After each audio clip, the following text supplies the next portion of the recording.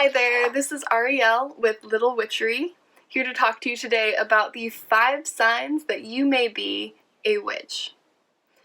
The first and most important sign is that you really want to be a witch.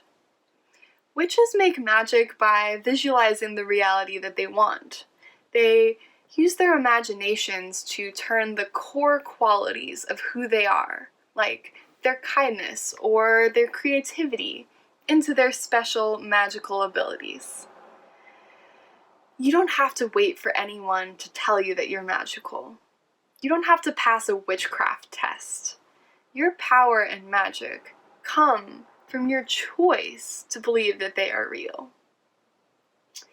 The second sign that you may be a witch is that you feel a harmony with the natural world. This may mean you have a special connection with animals or plants, maybe with the moon phases or even with the seasons. Pay attention when that certain neighborhood cat keeps coming to your house, or when you feel a particular feeling when you walk by the old oak tree at the end of your street.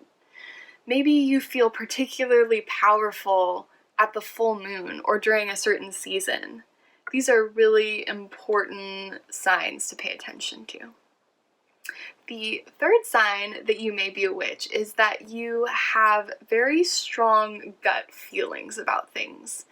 You may identify as someone who has a good intuition, or maybe as a highly sensitive person. You just seem to know things sometimes, and you don't know how or why, but they often end up being true.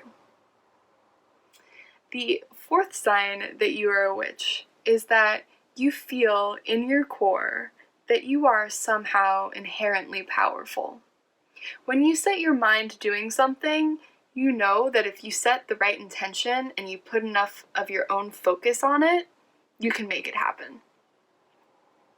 The fifth sign that you are a witch is that you notice signs and patterns. What other people may see as just a coincidence, you see as having a deeper meaning.